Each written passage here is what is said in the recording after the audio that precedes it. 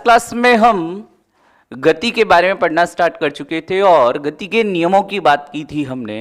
पहला नियम पढ़ चुके थे, जड़त्व का नियम भी कहा था, जड़त्व के अलग अलग प्रकार देखे थे और नियमों को समझा था हमने उदाहरण के द्वारा। अब आगे बात करते हैं, गति वाला ही टॉपिक हमारा आगे कंटिन्यू करते हैं, गति एवं इसके प्रकार, टाइप्स ऑफ मोशन। अच्छा एक बात सुने, दो नियम हम पढ़ चुके हैं, सॉरी एक नियम अपन पढ़ चुके हैं, दो नियम बाकी है। तो गति का द्वितीय नियम, इससे स्टार्ट करते हैं। द्वितीय नियम, दूसरा नियम क्या कहता है देखें भाई। इस दूसरे नियम को अगर डायरेक्टली नियम के रूप में समझने की कोशिश करेंगे तो थोड़ा सा अनकंफर्टेबल हो जाते। हम इनको उदाहरणों से समझते हैं, फिर उनके कारण भी बताऊंगा कि ऐसा क्यों हो रहा है। उदाहरण देखो कि कई बार जैसे आपने क्रिकेट खुद भी खेला होगा, किसी को खेलते हुए देखा भी होगा, टीवी पर भी देखा होगा। जो कीपर खड़ा होता है पीछे, विकेट के पीछे विकेट कीपर, वो जब बॉल को कलेक्ट करता है तो उसका हाथ थोड़ा सा पीछे जाता है। हालांकि हर कोई महेंद्र सिंह धोनी होता नहीं कि इधर से पिक की बॉल और इधर से स्टंप कर दिया। ज्यादातर हम क्या देखते हैं, जो बॉल को पिक करते ही उसका हाथ थोड़ा सा पीछे जाता है। और भी देखें, जैसे अगर बैट्समैन ने शॉट मारा, ऊपर गई बॉल, काफी हाई लेंथ पर गई, काफी ऊंचाई पर गई, फिर वापस जब नीचे फील्डर होता है तो फील्डर बॉल को पकड़ते समय अपने हाथ को फ्लेक्सिबल रखता है। फील्डर जब बॉल को कैच करेगा तो उसके हाथ थोड़े से उस बॉल की गति की दिशा में ही नीचे आते हैं। ऐसे बिल्कुल ठूंठ के जैसे खड़ा नहीं हो जाएगा कि ऐसे हाथ करके कि बॉल आ जा, हाथ फ्लेक्सिबल रखता है वो। और भी देखें, आप में से कईयों ने डंडे खाए भी होंगे, मैंने भी खाए। टीचर्स जब अपन स्कूल में छोटे थे, जब टीचर कई बार क्या करते थे, अब अगर हम कुछ ढंग से पढ़ाई नहीं करते या कुछ बदमाशी करते तो टीचर डंडा मारते थे और बोलते थे हाथ आगे लाओ। हम धीरे धीरे हाथ ऐसे आगे तो ले जाते थे, लेकिन डंडे के डर से जो ही डंडा पड़ता तो हम हाथ को क्या करते, नीचे ले जाते थे। हाथ यहां पर होता, डंडा पड़ने वाला होता और उसी समय हाथ को नीचे ले जाते, पहले नहीं ले जाते। हम जो ही डंडा पड़ने वाला होता था तब हाथ को नीचे ले जाते थे। ये सभी दूसरे नियम के कारण ले जा रहे थे। कैसे, अभी बताता हूं इसका। देखो, यह मैंने कल भी बताया था आपको कि अगर एक छोटा बच्चा जो कभी स्कूल भी नहीं गया, उसको भी अगर आप ऑप्शन दो कि एक तरफ बालू मिट्टी है और दूसरी तरफ सड़क है, वो किस पर कूदना पसंद करेगा, थोड़ी ऊंचाई से किस पर कूदना पसंद करेगा, तो वो मिट्टी ही करेगा, क्योंकि उसको भी पता है मिट्टी में लगेगी नहीं।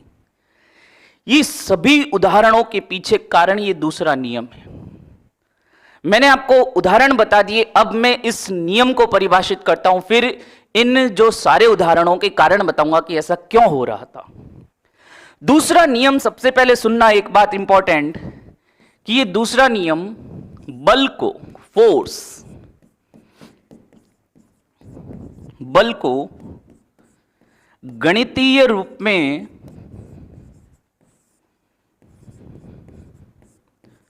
परिभाषित करता है। डिफाइन, फोर्स को डिफाइन करता है मैथमेटिकली, गणितीय रूप में परिभाषित करता है। कैसे, ये देखो, मैंने आपको संवेग पढ़ाया था, मोमेंटम, संवेग को P से दर्शाते। तो ये नियम क्या कहता है, देखना कि संवेग में परिवर्तन, आगे D लगा देते हैं, फिजिक्स में ध्यान रखना, ये आगे D लगाने का मतलब कि इसमें आगे वाली राशि में चेंज हो रहा है, समय के साथ बदल रही है। तो संवेग में परिवर्तन और बटे में जब समय आ जाता है ये dt, क्योंकि समय भी लगातार बदल रहा है। तो देखो मैंने लिखा क्या है, बोल रहा हूं, हाथ की मूवमेंट्स मेरी ध्यान रखना। संवेग में परिवर्तन की दर आरोपित बल के बराबर होती है, ये इसके बराबर होती है। वापस सुनना, P ये क्या है, संवेग, आगे D लगाने का मतलब क्या होता है कि इन राशियों में, चाहे P है चाहे ये T समय है, दोनों में परिवर्तन हो रहा है। तो देखना कि संवेग में परिवर्तन की दर आरोपित बल के बराबर होती है। अब मैंने आपको बताया था कि संवेग P बराबर होता है m गुणा v, द्रव्यमान गुणा वेग पहले ही बता चुका हूं, तब भी मैंने कहा था कि गति के नियमों में यह काम आएगा। तो अब यहां पर देख लो, F बराबर क्या हो सकता है, D, P की जगह रख देता हूं M गुणा V बटा dt। अच्छा एक बात सुनो, ये D आगे ब्रैकेट में M गुणा V क्या कह रहा है कि ये M और V का गुणनफल चेंज हो रहा है। लेकिन ये हमें भी पता है कि जब हम गति करते हैं, चाहे उस कार में, किसी भी कार में बैठ के हम गति कर रहे हैं, चाहे कार 50 की स्पीड से चल रही है चाहे 100 की स्पीड से चल रही है, ऐसे तो नहीं है ना कि कार में थोड़ी देर गति की और उतरे तो हमारा वजन चेंज हो गया। भाई गति के दौरान हमारा वजन अपरिवर्तित रहता है, ये न्यूटन की फिजिक्स कहती है, हालांकि आइंस्टीन की फिजिक्स अलग कहती है। ये क्लासिकल फिजिक्स न्यूटन के नियमों की बात करते हैं, यानी गति के दौरान जो ये द्रव्यमान है ये परिवर्तित नहीं होता। तो इसको ब्रैकेट के बाहर ले लेता हूं क्योंकि द्रव्यमान में परिवर्तन नहीं होता है, बचा dv बटा dt।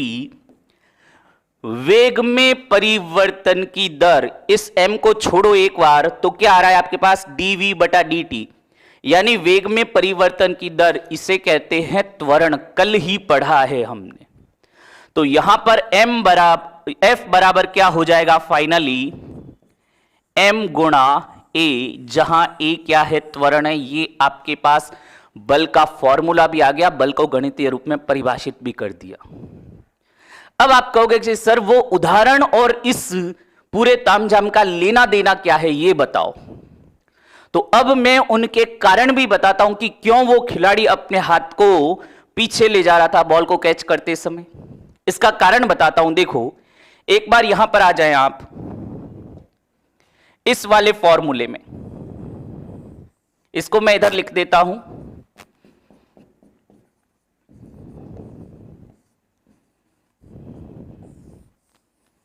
यहां से समझो, देखो ये बॉलर जब बॉल को कैच करेगा तो बॉल ठपाक करते हुए हाथ में आकर लगेगी तो कुछ ना कुछ बल तो लगाएगी, बॉल जोर से आकर उसके हाथ में गिर रही है तो ये बॉल थोड़ा बहुत बल लगाएगी, जिसके कारण, इस बल के कारण ही उसे चोट का अनुभव होता है। ठीक है, आप भी बॉल कैच करते हो तो थोड़ा सा तो हाथ में झंझनाहट होता है, बल लग रहा है। अब आपको इस बल को कम करना है, यानी आपके हाथ में चोट कम से कम लगे, इसके लिए आपके पास ऑप्शन क्या है वो चेक कर लेते हैं हम। भाई बल को अगर कम करना है इसको, तो द्रव्यमान, वेग और समय, इन तीन चीजों को, किनको हम चेंज कर सकते हैं। देखो आप बॉल के नीचे खड़े हो, बॉल को कैच करने की कोशिश कर रहे हो, क्या बॉल का द्रव्यमान बदल सकते हो, क्या बॉल का वजन बदल सकते हो, क्या नहीं बदल सकते। यानी इस द्रव्यमान को तो हटाओ, इसको तो आप चेंज कर नहीं सकते। ऊपर से बॉल आ रही है, किसी निश्चित वेग से आपके हाथों की तरफ बढ़ रही है, क्या आप हवा में बॉल का वेग कम कर सकते हो, क्या नहीं कर सकते। यानी इस वेग को भी आप चेंज नहीं कर सकते। लेकिन बात आती है समय की, टी की, और टी और बल में कैसा संबंध है, देखो व्युत्क्रमानुपाती है, टी बराबर के उधर बटे में है, यानी अगर आप कैसे भी इस टी को बढ़ा दो तो बल क्या हो जाएगा, कम हो जाएगा। जब खिलाड़ी इस बॉल को पकड़ता है तो यहां पकड़ने की कोशिश कर रहा था और हाथ को इधर पीछे ले गया, यानी यहां से लेकर यहां तक एक्स्ट्रा टाइम दे दिया उसने इस बॉल को रुकने में, यहां से लेकर यहां तक थोड़ा समय बढ़ा दिया, और जैसे ही समय बढ़ेगा ये बल क्या हो जाएगा, कम हो जाएगा, खिलाड़ी को हाथ में चोट कम लगेगी। और अगर यही खिलाड़ी ऐसे हाथ को बिल्कुल टाइट करके कि नहीं मैं तो बॉल को यहीं पकड़ूंगा, हाथ को पीछे नहीं ले जाऊंगा, बिल्कुल ऐसे खड़ा हो जाता ठूंठ के जैसे, तो फिर क्या होता कि एक्स्ट्रा टाइम नहीं मिल पाता, बॉल यहीं आकर तुरंत उसका संवेग 0 हो जाता और जितना बल लगता यानी समय कम हो जाता। समय कम होता तो ये बल क्या हो जाता, बढ़ जाता। व्युत्क्रमानुपाती संबंध यही होता है कि एक राशि बढ़ेगी तो दूसरी राशि कम हो जाएगी। अब देखो डंडा जब आपको पड़ रहा था हाथ पर, टीचर ने जब डंडा मारा, अगर यहीं रखते हाथ तो ज्यादा लगती, लेकिन ज्यों ही डंडा गिरने वाला था आपके हाथ पर, आप हाथ को थोड़ा सा नीचे ले गए, यानी यहां से यहां तक लाए तो ये एक्स्ट्रा टाइम हो गया, टाइम बढ़ा दिया, टाइम बढ़ाते ही बल क्या हो जाएगा, कम हो जाएगा। जब आप मिट्टी पर या किसी सड़क पर गिरते हो, सड़क पर गिरने से सड़क तो धंसती नहीं है, आप ठपाक करते इस सड़क पर गिर जाते हो। लेकिन अगर यही मिट्टी होती तो क्या होता, मिट्टी थोड़ी धंस जाती, गिरते तो अभी भी आप, चोट तो अभी भी लगती लेकिन कम लगेगी। क्यों? क्योंकि इतना टाइम यहां पर ये मिट्टी धंस गई तो इतना टाइम एक्स्ट्रा मिल गया संवेग को जीरो होने में, और जब टाइम बढ़ जाएगा तो बल ऑटोमेटिकली कम हो जाएगा। ये सारे कारण हैं इन उदाहरणों के जो हमने ये संवेग में परिवर्तन की दर से समझा। आरोपित बल ये संवेग में परिवर्तन की दर के बराबर होता है, ये दूसरा नियम कहता है। जल्दी से इसका स्क्रीनशॉट ले लीजिए, फिर आगे बात करते हैं।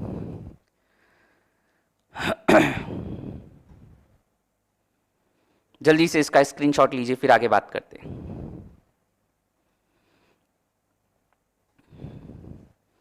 ये गणितीय रूप में हमने परिभाषित किया, क्योंकि डायरेक्ट अगर गणितीय रूप में समझते या डायरेक्ट उस उदाहरण को समझते हैं, बस उदाहरण का ये ध्यान रखना कि हाथ को पीछे ले जाना या डंडा पड़ते समय हाथ, ये हथेली को नीचे ले जाना।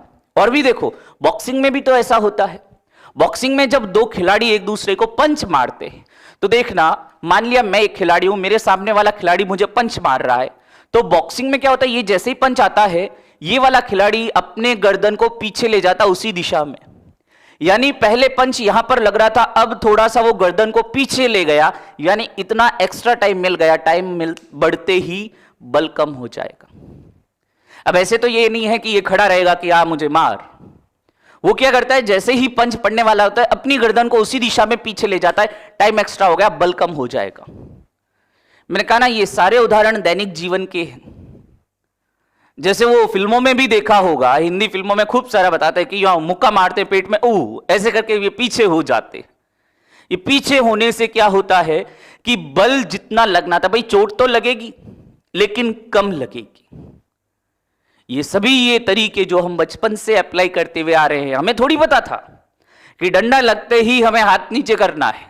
पहले हाथ नीचे नहीं ले जाते थे, ज्वाइंट डंडा आने वाला होता है, क्योंकि फोर्स जितना लगाना था मास्टर जी ने वो फिक्स कर चुके थे, और एंड टाइम पर आप अपना हाथ नीचे ले गए तो वह बल परिवर्तित आपने कर दिया, उस बल को थोड़ा सा कम कर दिया आपने। ठीक है, तो आगे बात करें। स्क्रीनशॉट ले लिया होगा इसका, अब आगे बात करते हैं।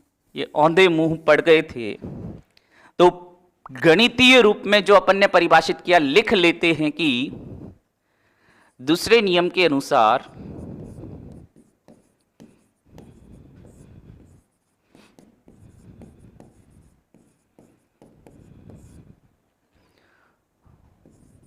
वस्तु के संवेग मोमेंटम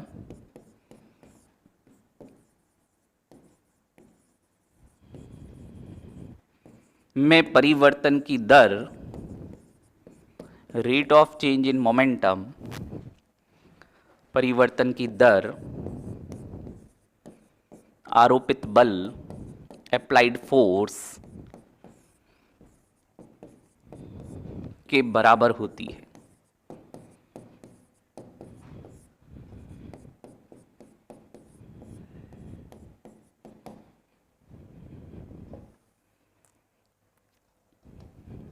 अर्थात ये जो अभी अपन ने लिखा F बराबर ये संवेग में परिवर्तन की बटा dt, F बराबर, चूंकि P बराबर क्या होता है m गुणा v संवेग, तो F बराबर d m गुणा v बटा dt।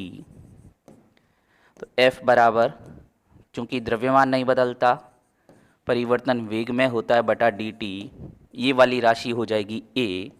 तो फाइनली आपके पास आ जाएगा F बराबर m गुणा a।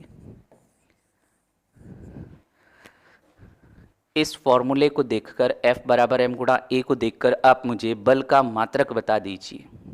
न्यूटन मत बोलना, पहले ही कह देता हूं, न्यूटन मत बोलना। इस फॉर्मूले को देखकर मुझे बल का मात्रक बताएं, कमेंट कर सकते हैं, मैं आगे बताऊंगा भी। वैसे आपको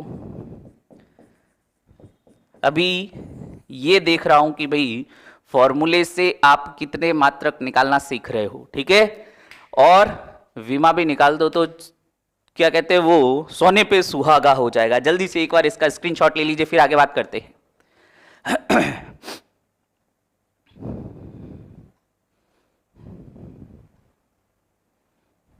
चले आगे चलते हैं।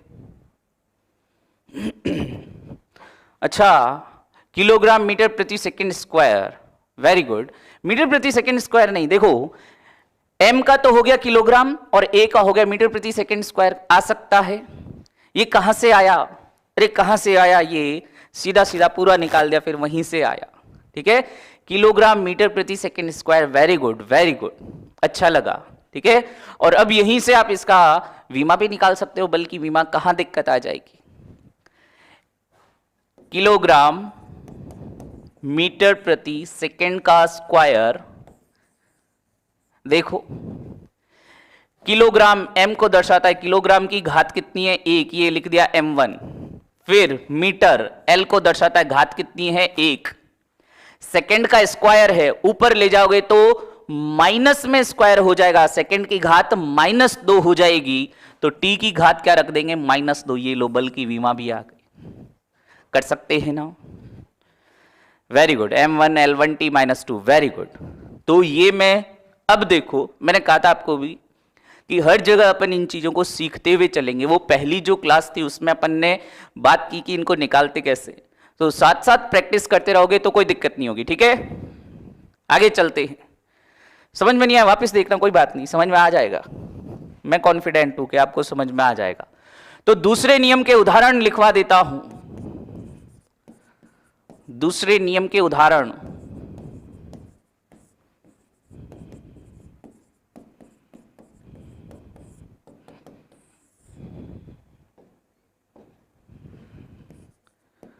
एक तो वही कि क्रिकेट में खिलाड़ी द्वारा बॉल को कैच करते समय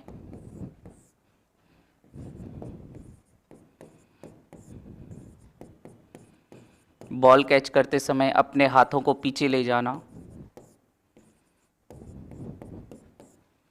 कैच करते समय अपने हाथों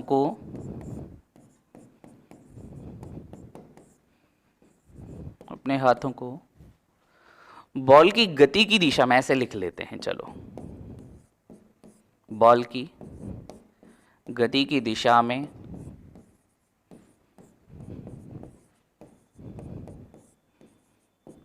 पीछे ले जाना। ठीक है,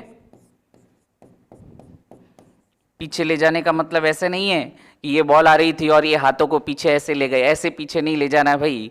बॉल को कैच करने के बाद इसी डायरेक्शन में पीछे ले जाना है। ऐसे पीछे ले गए तो पता लगे और ज़्यादा भयंकर चोट लगेगी। आगे अगला उदाहरण देखते हैं कि बॉक्सिंग में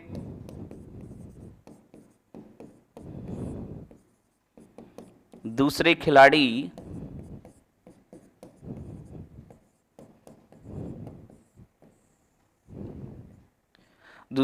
के पंच से बचने हेतु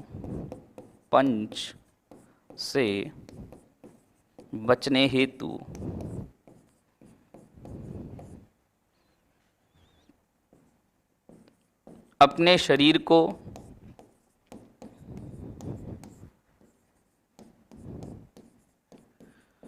उसी दिशा में पीछे ले जाना।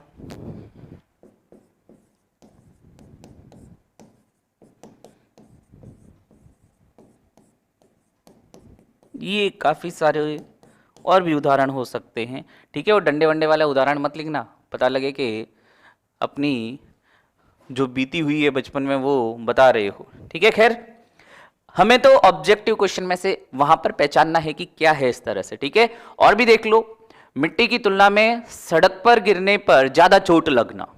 मिट्टी में क्या होता है कि आप धंस जाते हैं, थोड़ा सा धंस गए, इस वजह से इतना एक्स्ट्रा टाइम मिल गया आपके संवेग को 0 होने में, तो इतना टाइम बढ़ गया। और मैंने बताया टाइम जब जब बढ़ जाएगा बल कम हो जाएगा। टाइम ज्यादा करना है, बस टाइमिंग चेंज कर सकते हो। तो एक और उदाहरण लिखवा ही देता हूं कि सड़क की तुलना में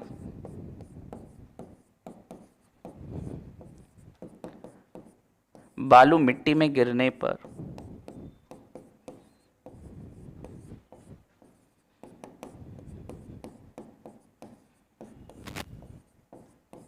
कम चोट का अनुभव होना।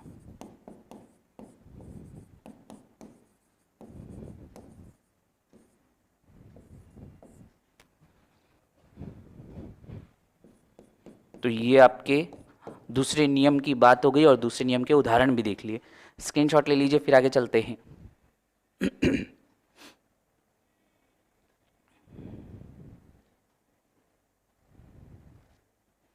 स्प्रिंग भी वो जो शॉक एब्जॉर्बर है, या जैसे वही बिल्कुल जैसे मैंने बताया ना कि जिस तरह से मिट्टी धंस जाती है तो शॉकर जो होते हैं वह भी क्या करते हैं, आपको झटकों से बचाते हैं। वहां पर भी ये दूसरा नियम लागू होता है। ठीक है, आगे बात लिखते हैं। ये दूसरे नियम के बाद आगे बात करेंगे तीसरे नियम की। थर्ड लॉ क्या कहता है, एक्शन रिएक्शन। हर क्रिया की एक प्रतिक्रिया जरूर होती है। बल कभी अकेला नहीं लगता, बल हमेशा युग्म के रूप में लगता है। कैसे, सुनो देखो। जैसे ये दीवार है मेरे सामने, मैं इस दीवार पर मुक्का मारता हूं, तो जब मैं दीवार पर मुक्का मारता हूं तो ये दीवार भी, भाई मैं बल लगा रहा हूं, मुक्का मार रहा हूं, मैं बल लगा रहा हूं, तो ये दीवार भी वापस इस बल की विपरीत दिशा में उतना ही एक बल लगाएगी, जिसकी वजह से मुझे मेरे हाथ पर चोट का अनुभव होगा। सुनना, यहां पर देखो, चोट कम या ज्यादा लगेगी वो तो दूसरा नियम बता रहा था, लेकिन चोट लगेगी ये तीसरा नियम बताता है। क्रिया प्रतिक्रिया, हर क्रिया की विपरीत दिशा में उतने ही परिमाण की यानी उतने ही बल की प्रतिक्रिया अवश्य होती है। और इसका सबसे अच्छा उदाहरण वही दैनिक जीवन में से, जब हम चलते हैं तो जो हमारा पिछला पैर होता है, पिछला पैर जैसे ही उठने वाला होता है तो उस समय एक्चुअली हम कर क्या रहे होते हैं। जैसे ही पिछला पैर उठ रहा होता है, हम अपने पिछले पैर से धरती को या पृथ्वी को या सतह को या फर्श को हम पीछे की ओर धकेलने की कोशिश करते हैं।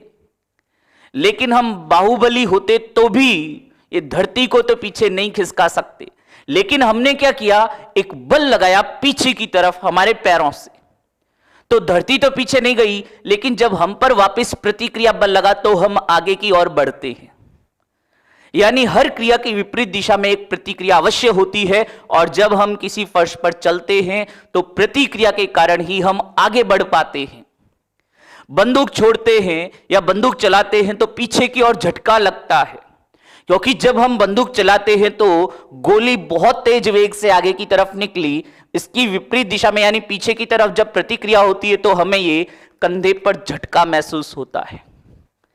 यहां तक कि तोप भी चलाते हैं, या कई बार आपने कई जैसे वीडियो वगैरह में भी देखा होगा या लाइव भी देखा होगा, किसी पाइप से बहुत तेज पानी निकल रहा है तो हम देखते हैं वो पाइप इस तरह से नाचता रहता है। इसका कारण क्या था कि जितने फोर्स से आगे पानी निकल रहा है वापस पीछे की तरफ एक बल लगता है उस पाइप पर, जिसकी वजह से वो पाइप इधर उधर गति करता रहता है। गुब्बारे में हवा भरी और उसको ऐसे छोड़ दिया तो हम देखते हैं गुब्बारा इधर उधर हवा में गति करता हुआ, जब तक उसकी पूरी हवा नहीं निकल जाती तब तक इधर उधर गति करता है। हो क्या रहा है, जब ये गुब्बारे को आपने हवा भरकर इसको एकदम छोड़ दिया तो इसमें से इस तरफ हवा निकलने लगी तेजी से, भाई अंदर हवा भरी हुई थी तेजी से बाहर निकली, तो इस वजह से प्रतिक्रिया यानी विपरीत दिशा में इस बैलून पर एक बल लगेगा, इधर उधर गति करेगा। रॉकेट प्रक्षेपण आपने देखा होगा, वो मंगल मिशन मूवी भी देखी होगी, या कई बार जैसे हमारे यहां पर रॉकेट लॉन्चिंग को भी बताते हैं। तो ये जब रॉकेट लॉन्च होता है तो यहां पर तेजी से ईंधन जलता है, फ्यूल जलने से तेजी से ये गैसें बाहर निकलती है बहुत तेज वेग से, जिसकी वजह से क्या होता है, एक नीचे की तरफ क्या लग रहा है, ये बल लग रहा है, तो इसके विपरीत दिशा में यानी इस रॉकेट पर एक प्रतिक्रिया बल लगेगा, रॉकेट ऊपर की ओर गति करता है। हर क्रिया की एक प्रतिक्रिया अवश्य होती है, और ये क्रिया प्रतिक्रिया का नियम भी कहते हैं इसे तीसरे नियम को एक्शन रिएक्शन लॉ। और ये सबसे इंपॉर्टेंट बात, संवेग संरक्षण कंजर्वेशन ऑफ मोमेंटम, संवेग संरक्षण पर आधारित कोई भी संरक्षण होना, चाहे ऊर्जा संरक्षण चाहे संवेग संरक्षण, कुछ भी कंजर्वेशन किसी भी चीज का हो रहा है, इसका मतलब कि कोई भी घटना से पहले जितना संवेग था घटना के बाद भी कुल संवेग उतना ही रहेगा।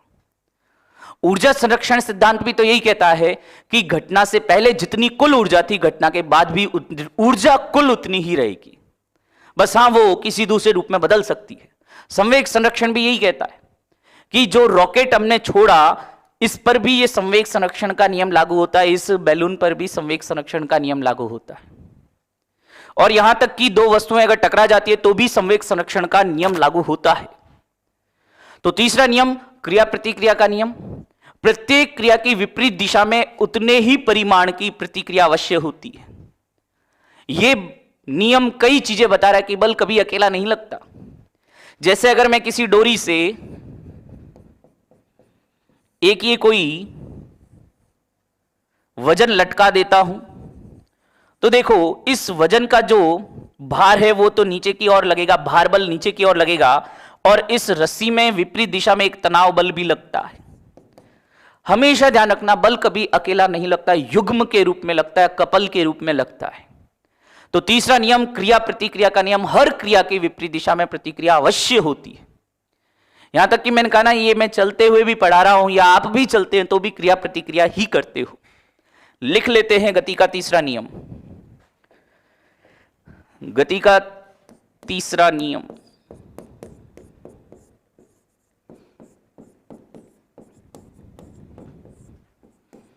तीसरा नियम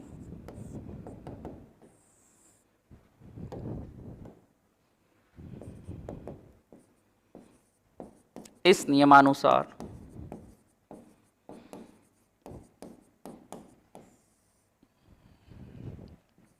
प्रत्येक क्रिया की विपरीत दिशा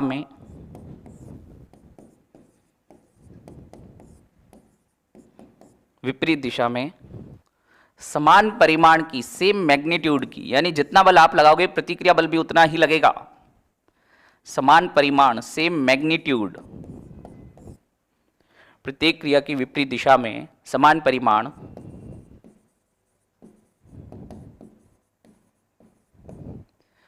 परिमाण की प्रतिक्रिया, रिएक्शन अवश्य होती है।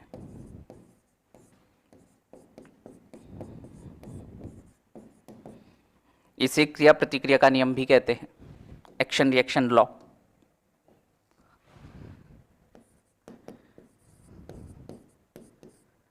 इसे क्रिया प्रतिक्रिया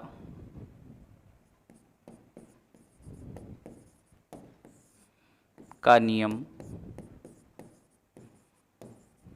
भी कहते हैं।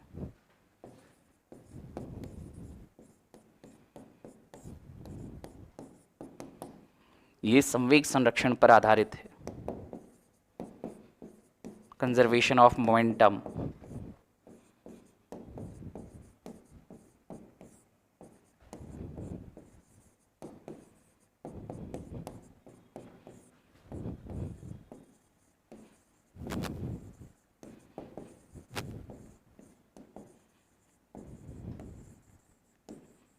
और इसके एग्जाम्पल लिख लेते हैं साथ में ही, एग्जाम्पल कि फर्श पर चलते समय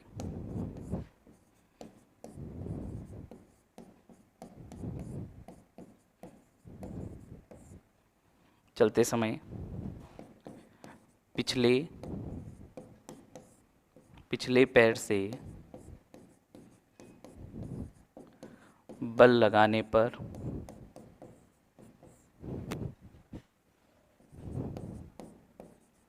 प्रतिक्रिया के कारण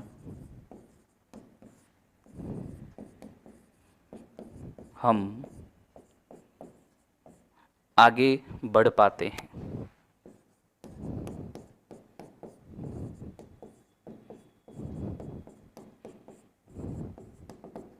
और भी देखें,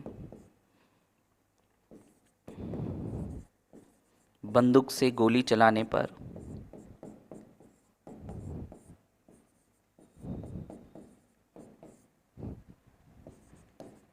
पीछे की ओर झटका महसूस होना,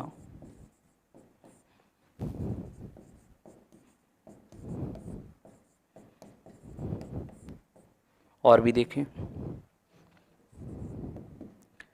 रॉकेट प्रक्षेपण के समय, रॉकेट लॉन्चिंग, रॉकेट प्रक्षेपण के समय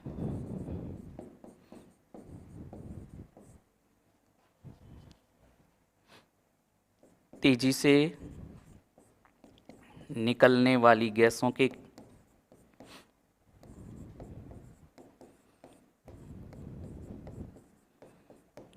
से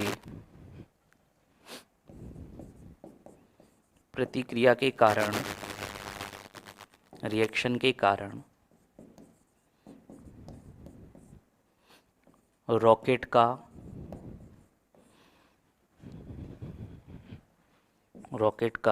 उड़ना। उदाहरण खूब सारे हो सकते हैं, बस ध्यान रखना। इवन जब हम नाव का चप्पू चलाते हैं, वो जो चप्पू चलाकर गति करने वाली नाव होती है, उसमें भी कर क्या रहे हैं हम, चप्पू से हम पानी को पीछे की ओर धकेल रहे हैं, जिसकी वजह से क्या हुआ, पानी को पीछे धकेल रहे हैं तो उस नाव पर एक आगे की तरफ बल लगेगा, नाव आगे बढ़ पाती है। तैरते समय भी यही होता है। हम तैरते समय जब हाथ चलाते हैं तो हम एक तरह से कर क्या रहे हैं कि हम हमारे हाथ और पैरों से उस पानी को पीछे की ओर धकेलने की कोशिश कर रहे हैं, जिसकी वजह से हमारे ऊपर आगे की तरफ एक बल लगेगा विपरीत दिशा में। हम पानी को पीछे धकेल रहे हैं, हम पर बल लगेगा आगे की तरफ, आगे की दिशा में हम आगे की तरफ बढ़ पाते हैं, तैर पाते हैं। ये गति के नियम हुए। इनके उदाहरण मैंने कहा खूब सारे हो सकते हैं, बस उनके जो प्रिंसिपल है या इनके जो कॉन्सेप्ट है वो हमेशा ध्यान रखना, कभी गलती नहीं करोगे, स्क्रीनशॉट ले सकते हैं। रॉकेट थ्योरी एग्जैक्टली, ठीक है। बोटिंग, हाँ घर्षण बल भी लगता है, आगे अपन पढ़ेंगे ना बल। भाई घर्षण अगर नहीं होना, चलने में दोनों चीजें सहायता करती है, एक तो प्रतिक्रिया और प्लस घर्षण बल, ठीक है। क्योंकि अगर हम फर्श पर बिल्कुल तेल बिछा दें तो आपको भी पता है हम आसानी से चल नहीं पाते, क्योंकि हमें पर्याप्त घर्षण नहीं मिलता, पर्याप्त प्रतिक्रिया नहीं मिलती, ठीक है। चले हम देख लो, एक ही उदाहरण में तीनों नियमों की बात कर लेते हैं कि एक व्यक्ति तेज गति से भाग रहा था, अचानक बीच में पत्थर से टकरा जाता है, पैर के नीचे कोई पत्थर आ जाता है तो व्यक्ति गिर पड़ता है। यह तो है पहला नियम।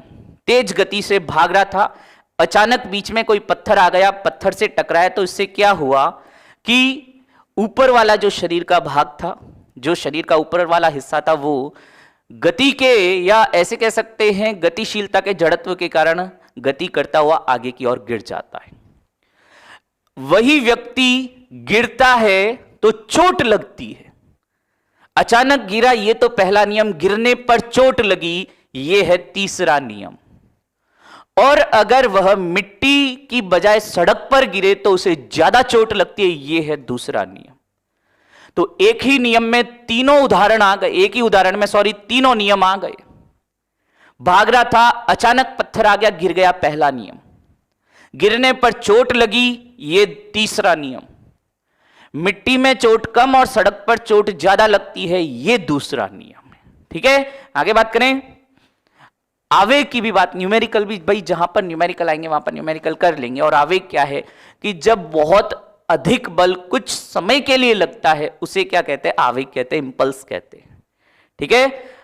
आगे बात करें भाई, इसमें कहा न्यूमेरिकल, इसमें गति का जो तीसरा नियम है संवेग संरक्षण जो है, उसमें नियम से अलग संवेग संरक्षण है, उसमें न्यूमेरिकल फिर भी बन जाएंगे। कैसे देखो वो भी बता देते हैं, चलो संवेग संरक्षण को भी यहीं बता देते हैं। संवेग संरक्षण, कंजर्वेशन ऑफ मोमेंटम, संवेग संरक्षण क्या कहता है। फिर कह रहा हूं केवल एक संवेग संरक्षण ही ध्यान नहीं रखना, जब भी संरक्षण नाम आए ना, कंजर्वेशन आए ना किसी भी चीज का, तो घटना से पहले जितना संवेग, घटना के बाद भी उतना ही संवेग। ये प्रिंसिपल हमेशा ध्यान रखना, ये कॉन्सेप्ट हमेशा ध्यान रखना कि घटना से पूर्व कुल संवेग,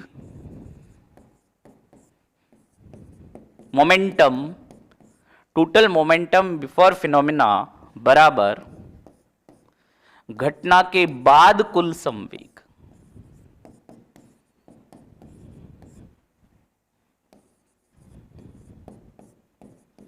घटना से पहले का जो संवेग था, घटना के बाद भी संवेग उतना ही रहेगा, ये इतना सा कॉन्सेप्ट है, और इसको मैं वो बंदूक वाले उदाहरण से समझा देता हूं। कैसे, देखो, ये आपके पास एक गन है,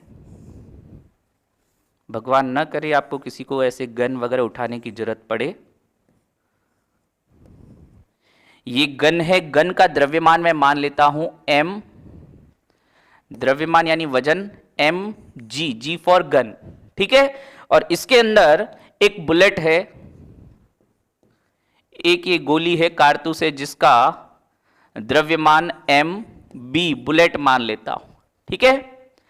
अब आपने क्या कर दी, घटना कर दी, यानी गोली चला दी। तो गोली चलाने के बाद क्या होगा, देखो,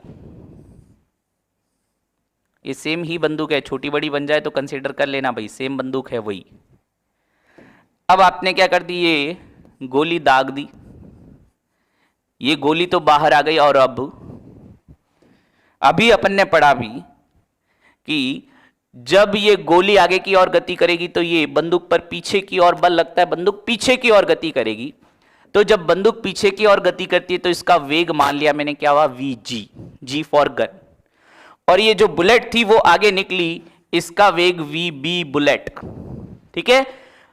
गोली आगे की तरफ जा रही है, बंदूक पीछे की तरफ हट रही है, वेग इनका दोनों का दे दिया मैंने, vg और vb। द्रव्यमान अभी भी बंदूक का तो उतना ही है, mg, और ये बुलेट का है mb। तो अब सुनना, कॉन्सेप्ट वो ऊपर वाला बॉक्स ही ध्यान रखना, इतना सा सिंपल सा कॉन्सेप्ट है कि घटना से पहले का कुल संवेग, घटना के बाद का कुल संवेग। घटना से पहले का संवेग यानी सुनना, द्रव्यमान गुणा वेग, पहले द्रव्यमान दोनों के एक साथ थे, mg प्लस mb। पहले न तो बंदूक में गति थी न गोली में गति थी, यानी ये वेग कर दिया मैंने 0। घटना से पहले का कुल संवेग ये हो गया। घटना के बाद का कुल संवेग बराबर करके पहले मैं बंदूक का संवेग लिख देता हूं, m गन गुणा v गन, प्लस गोली का संवेग mb गुणा vb। ये आ गया आपके पास। अब देखो, इसको 0 से गुणा करेंगे तो पूरी राशि क्या हो जाएगी, 0 हो जाएगी। लिख सकता हूं 0 बराबर mg vg plus mb vb। संवेग यही तो होता है, द्रव्यमान गुणा वेग, यही होता है। कुल संवेग देखना है तो बंदूक का संवेग प्लस गोली का संवेग, ये मैंने दोनों लिख दिया। फाइनली आपके पास क्या आया, अब देखना फाइनल आंसर क्या आ रहा है, ये भी देख लो हाथों हाथ, कि mg vg बराबर माइनस mb vb। और ये माइनस का निशान क्या दर्शा रहा है कि जिस दिशा में गोली जा रही है उसकी विपरीत दिशा में बंदूक गति कर रही है। आपको अब यहां से क्वेश्चन न्यूमेरिकल कैसे आएगा ये भी बता देता हूं, सीधा सट्ट न्यूमेरिकल आता है। आपको इन 4 में से mg vg mb vb में से 4 में से 3 चीजें दे देगा और एक चीज पूछ लेगा। कर सकते हैं, कर ले, ऐसा एक क्वेश्चन कर लेते हैं, ठीक है। अरे अभी बल तो आने दो, फिर ससंजक आसंजक प्रश्नाव वगैरह सब आ जाएंगे। एक बार इसको जल्दी से स्क्रीनशॉट कैप्चर कर लीजिए, फिर आगे चलते हैं।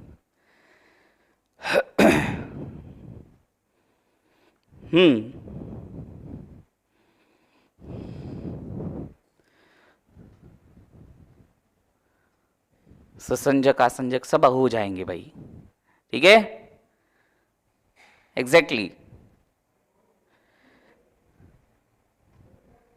ये इसके बाद आगे बात करते हैं हम। अब देखो, ये फॉर्मूला जो सबसे नीचे वाला था ना, यही काम आएगा, कॉन्सेप्ट यही काम है, लेकिन ये आया कैसे ये ध्यान रखना, सीधा डायरेक्ट मत रखना इसको, ठीक है। जितना संवेग बंदूक का होगा उतना ही संवेग बुलेट का भी होगा, बस दोनों की दिशाएं अलग अलग होगी, इसलिए माइनस का निशान आया है। क्वेश्चन मैं लिखवा देता हूं हाथों हाथ, इस पर मैं क्वेश्चन लिखूं, लिखते ही तुरंत आंसर आप भेजने लग जाना, मैं देख लूंगा कि एक बंदूक का द्रव्यमान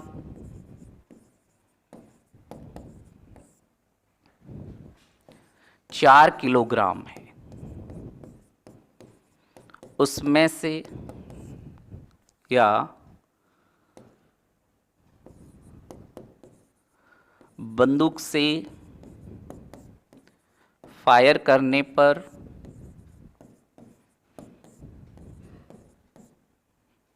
फायर करने पर 40 ग्राम की बुलेट या गोली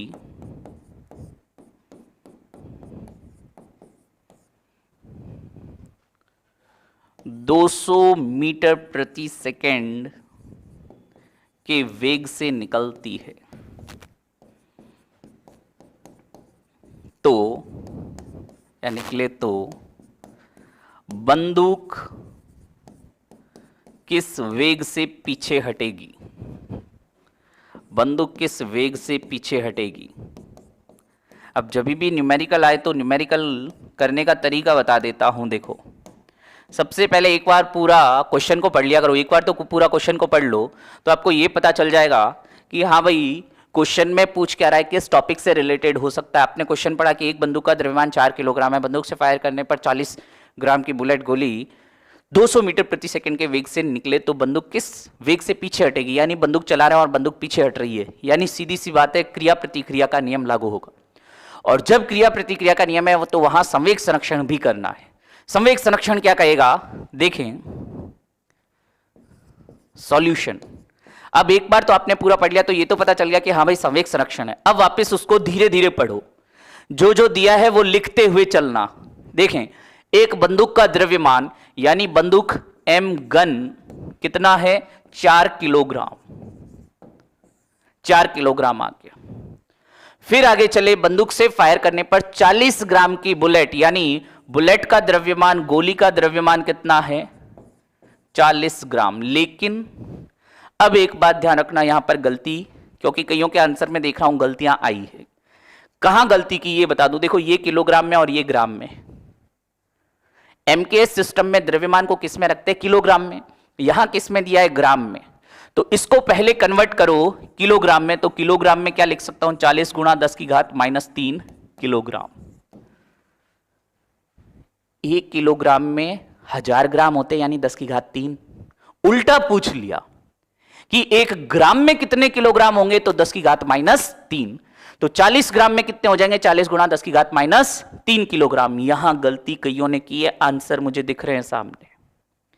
फिर आगे चले कि गोली किस वेग से निकली, यानी बुलेट का वेग कितना है? वीबी कितना दिया है? 200 मीटर पर सेकेंड। किलोग्राम, किलोग्राम, मीटर और सेकेंड। मात्रक गलती कर दी ना, अगर ग्राम और किलोग्राम को एक साथ रख दिया तो आंसर गलत आएगा, सीधी सी बात है। अब हमें इतना पता है कि ये संवेग संरक्षण का नियम क्या था? एम बी वी बी बराबर minus M gun V gun.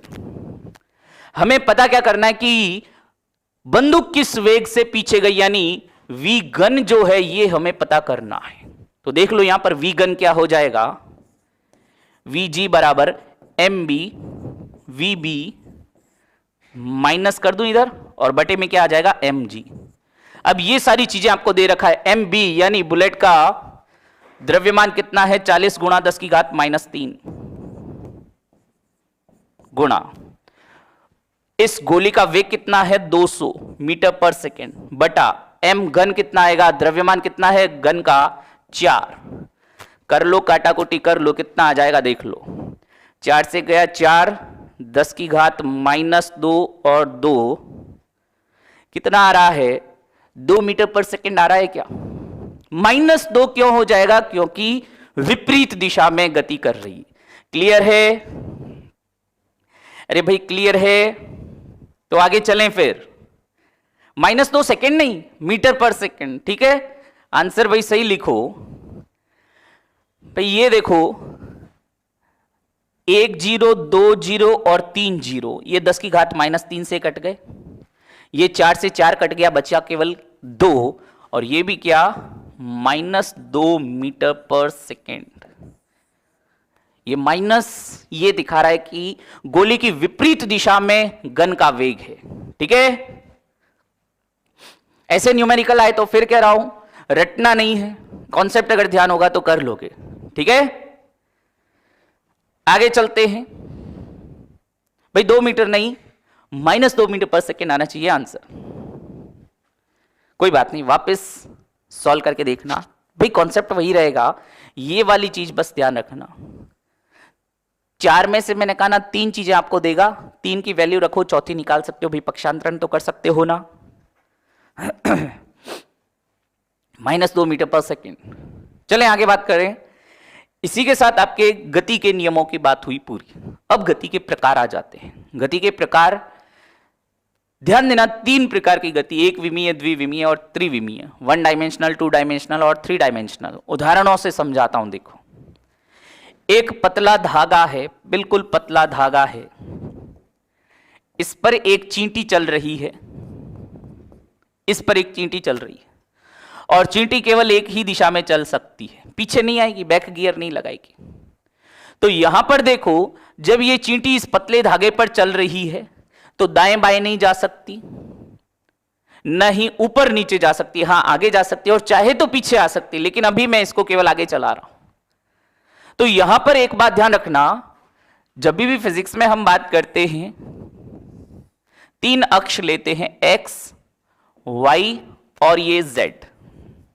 ये 3 अक्ष हाथ से भी दर्शा सकता हूं। ये देखो, ये जो 3 फिंगर्स दिख रही हैं, जैसे ये 4 फिंगर यानी ये वाली फिंगर अगर एक्स अक्ष को दर्शा रही है तो ये अंगूठा वाई अक्ष को दर्शा रहा है 90 डिग्री पर, और ये जो मिडल फिंगर आ रही है ये बाहर की ओर, ये जेड अक्ष को दर्शा रही है। तीनों के बीच 90 डिग्री का कोण है, तीनों के बीच, एक्स, वाई और जेड। यहां पर एक बात देखो कि ये धागा अगर मैं यहां पर रख दूं, ये धागा मैंने रख दिया यहां पर, धागा थोड़ा डार्क हो गया, इसको हल्का कर देते हैं। ये धागा मैंने यहां पर रख दिया और ये चींटी अब इधर गति करे तो देखो, चींटी की गति केवल एक्स अक्ष के अनुदिश हो रही है, न ही ये ऊपर की तरफ वाई की तरफ जा रही है, न ही ये बाहर की तरफ आ रही है, केवल एक अक्ष के अनुदिश गति हो रही है। एक विमीय गति कहलाती है, 1 डायमेंशनल मोशन, एक विमीय गति। इस एक चींटी से ही तीनों प्रकार की गतियां समझाऊंगा, क्योंकि देखो एक ही दिशा में गति हो रही है, इसलिए एक दिशीय या एक विमीय गति कह देते हैं, 1 डायमेंशनल मोशन। एक पतले धागे पर चींटी की गति एक विमीय गति।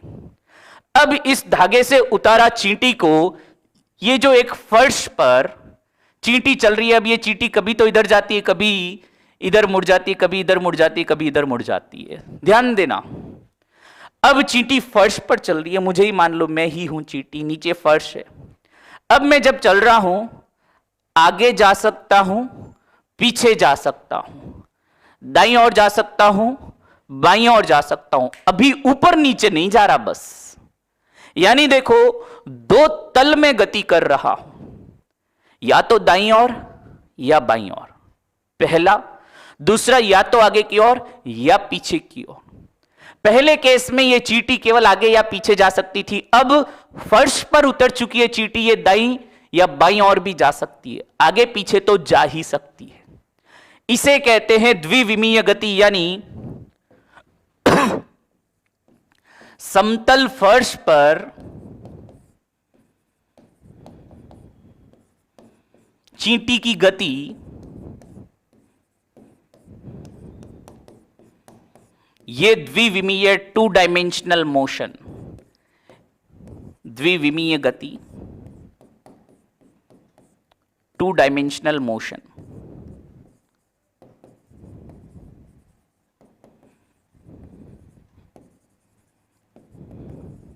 ठीक है, यानी अब ये चींटी देखो इधर उधर चल सकती है, या कभी एक्स दिशा के अनुदिश बढ़ रही है तो कभी वाई दिशा के अनुदिश बढ़ रही है। 2 अक्षों के अनुदिश गति हो रही है, द्विविमीय गति। और अब तीसरी कंडीशन में चींटी के पर निकल आए, अब चींटी उड़ने लग गई। अब ये चींटी आगे भी जा सकती है, पीछे भी आ सकती है, दाईं ओर भी जा सकती है, बाईं ओर भी जा सकती है, ऊपर भी जा सकती है, नीचे भी जा सकती है। 3 तलों में गति हो रही है। यानी अब ये चींटी उड़ती उड़ती यहां इस बोर्ड से बाहर की तरफ भी आ सकती है। तो बोर्ड के ऊपर जा रही है, नीचे आ रही है, बोर्ड पर दाएं जा रही है, बाएं जा रही है, ये तो द्विविमीय गति थी। अब इस बोर्ड से निकलकर ये आपकी तरफ भी आ सकती है, त्रिविमीय गति है। तो सीधे एक पतले धागे पर चींटी एक विमीय गति, फर्श पर द्विविमीय गति, और हवा में चींटी का उड़ना, चींटी के पर निकल आना, वो मुहावरा होता है कि किसी की मृत्यु नजदीक आना। खैर यहां पर बात करते हैं कि जब चींटी या कोई कीट ले लो भाई, इंसेक्ट ले लो, हवा में उड़े तो इसकी गति त्रिविमीय, 3 डायमेंशनल मोशन, इसकी गति त्रिविमीय,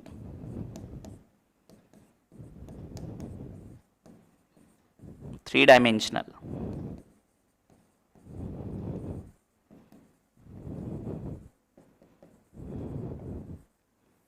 ठीक है, तो ये गतियों के पहले प्रकार की हमने बात की, 1 डायमेंशनल, 2 डायमेंशन और 3 डायमेंशन। ठीक है,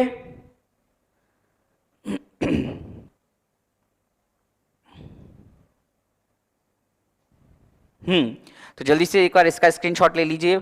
एक द्विविमीय और त्रिविमीय, 1 डायमेंशनल, 2 डायमेंशनल और 3 डायमेंशनल। तो चाहे मच्छर हो चाहे मक्खी हो, हवाई जहाज की गति, प्लेन का उड़ना, ये सभी जो हवा में, देखो अब प्लेन क्या होता है, ऊपर भी जाता है नीचे भी आता है, दाईं ओर भी मुड़ सकता है बाईं ओर भी मुड़ सकता है, और अगर हवा में गोता लगा ले तो वो जो तीसरा तल भी हो गया। ठीक है, 3 डायमेंशनल मोशन हो जाएगी।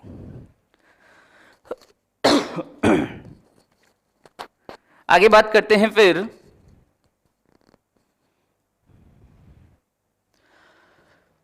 स्क्रीनशॉट ले लिया, फिर आगे बात करते हैं। अब देखो गतियों के प्रकार की और बात करते हैं। अगर कोई वस्तु किसी निश्चित समय के बाद अपनी गति को दोहराती है तो उसकी गति कहलाती है पीरियोडिक मोशन या आवर्त गति कहलाती है। कैसे देखो, अगर मैं जैसे घड़ी की बात करूं, घड़ी के सेकंड वाला जो सुइया है, सेकंड वाली जो डायल है, हर 60 सेकंड के बाद, जैसे यहां से चलना स्टार्ट किया तो 60 सेकंड के बाद ये वापस यहीं से अपनी गति चालू करेगा। यानी एक निश्चित समय 60 सेकंड के बाद वो अपनी गति का जो पथ है उसे दोहराता है। और भी बात करूं, जैसे सूर्य के चारों ओर पृथ्वी और दूसरे ग्रह भी गति करते हैं। अपन पृथ्वी की बात करते हैं, ये पृथ्वी इस पथ पर लगातार गति करती है। हर 365 दिन में पृथ्वी एक चक्कर पूरा कर लेती है। 365 डेज, एक वर्ष में एक चक्कर पूरा कर लेती है।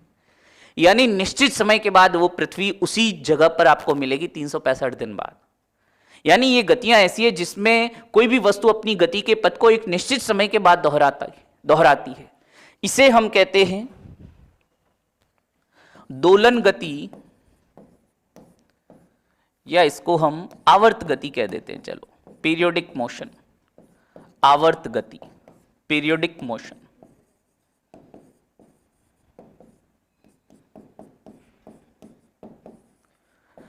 अब एक स्पेशल टाइप और बता रहा हूं आवर्त गति का, जो है तो आवर्त गति लेकिन इन आवर्त गतियों से थोड़ा अलग है। कैसे देखो, अगर मैं ये घड़ी के सुइये के अलावा जो नीचे घड़ी के नीचे पेंडुलम होता है इसकी बात करूं,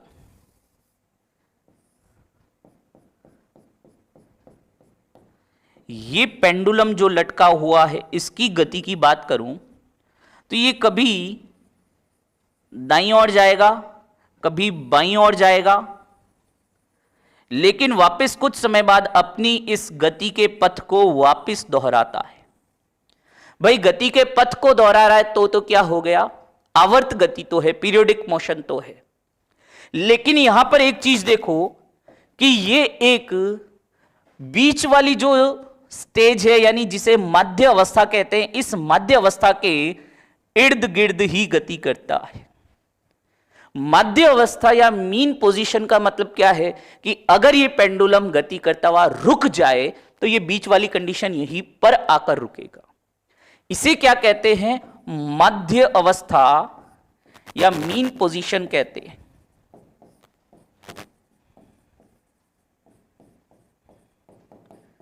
तो ऐसी आवर्त गति, सुनना अब परिभाषा दे रहा हूं, ऐसी आवर्त गति या ऐसी पीरियोडिक मोशन जो किसी एक माध्य अवस्था के इर्द गिर्द होती है, इसी अवस्था के आसपास ये अपनी गति के पथ को निश्चित समय के बाद दोहराए, तो इसे हम सरल आवर्त गति कहते हैं। सिंपल हार्मोनिक मोशन, SHM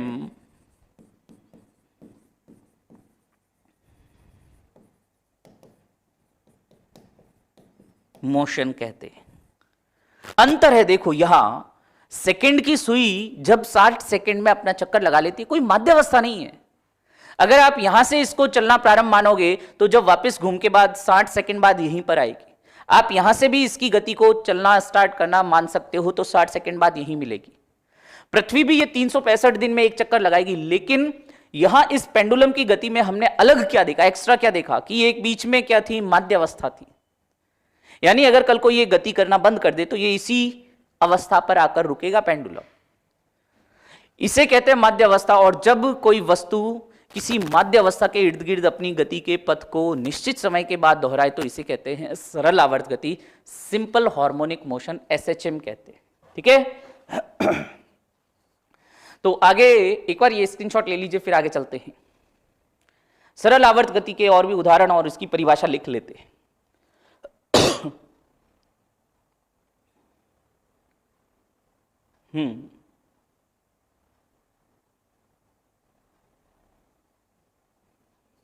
चले आगे बात करते हैं।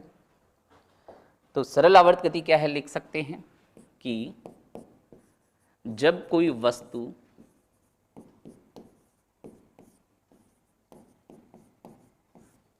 किसी माध्य अवस्था, मीन पोजीशन,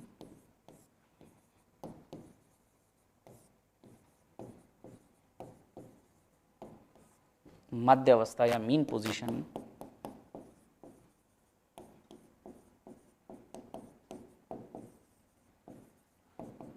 के इर्द गिर्द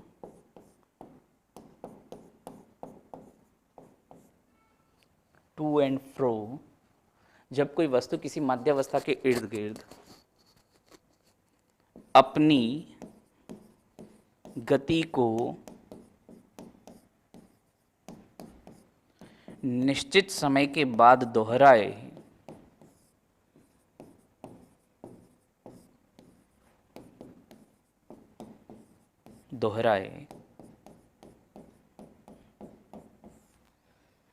तो ऐसी गति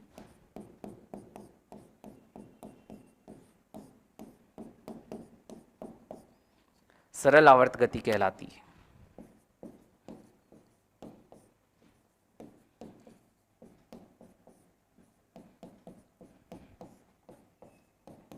SHM सिंपल हार्मोनिक मोशन कहलाती है।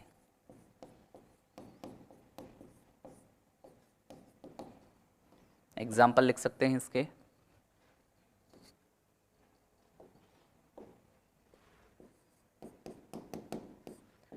घड़ी के पेंडुलम की गति,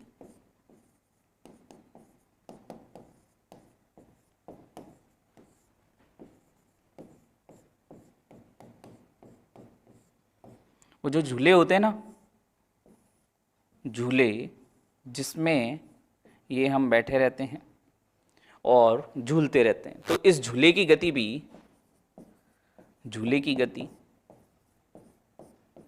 ये भी SHM का उदाहरण है। और देखो, अगर जैसे ये पानी है, इस पानी में मैं कोई ब्लॉक को आधा डुबोकर छोड़ देता हूं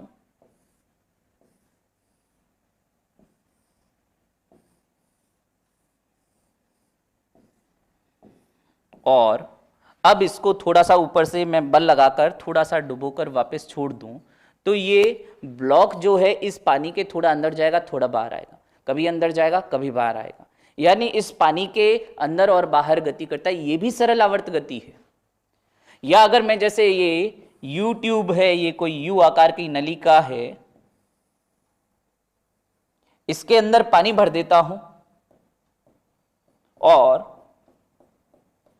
एक तरफ से मैं, मान लीजिए सपोज कि मैं एक तरफ से इस पर बल लगाता हूं और फिर छोड़ देता हूं, तो क्या होगा, ये पानी इस तल से थोड़ा सा ऊपर उठेगा, कभी नीचे की ओर गति करेगा। यानी एक माध्यावस्था है, देखो ये बीच वाली लाइन जो है ना माध्यावस्था, कभी पानी इसके ऊपर जाएगा, कभी नीचे आएगा। ये पानी का जो सतह थी ये क्या हो गई, माध्यावस्था। ये ब्लॉक कभी इससे ऊपर जाएगा, कभी नीचे आएगा। एसएचएम कर रहे हैं ये, सरल आवर्त गति कर रहे हैं ये। या फिर अगर किसी में स्प्रिंग से, ये जो स्प्रिंग है इससे कोई एक ब्लॉक लटका दिया और इसका द्रव्यमान मान लिया m है। अब हम क्या करते हैं, इस स्प्रिंग को थोड़ा सा खींचकर छोड़ देते हैं। खींचा, स्ट्रेच किया और छोड़ दिया, तो ये जो ब्लॉक है ये कभी इस माध्यावस्था के कभी तो ऊपर की ओर गति करेगा, कभी नीचे की ओर गति करेगा।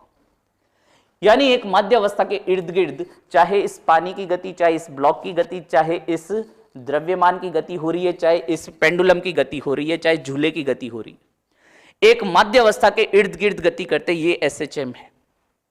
और यहां एसएचएम में इसको इस माध्यावस्था पर लाने वाला एक बल होता है जिसे प्रत्यानयन बल कहते हैं। प्रत्यानयन बल के कारण ये वस्तुएं, चाहे झूला है, चाहे ब्लॉक है, चाहे स्प्रिंग वाला ये एक लटका हुआ द्रव्यमान है, कुछ भी है, ये उस माध्यावस्था की ओर निर्देशित होते, प्रत्यानयन बल कहलाता है।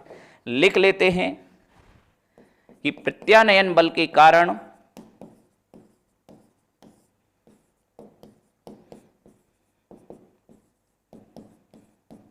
वस्तुएं मध्य अवस्था की ओर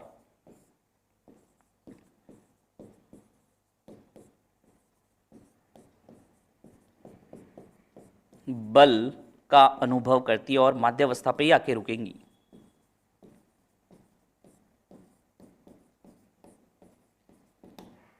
तो ये हमने कुछ गतियों के प्रकार भी पढ़ेंगे, बाकी और बातें करते हैं नेक्स्ट क्लासेस में। Thank you very much.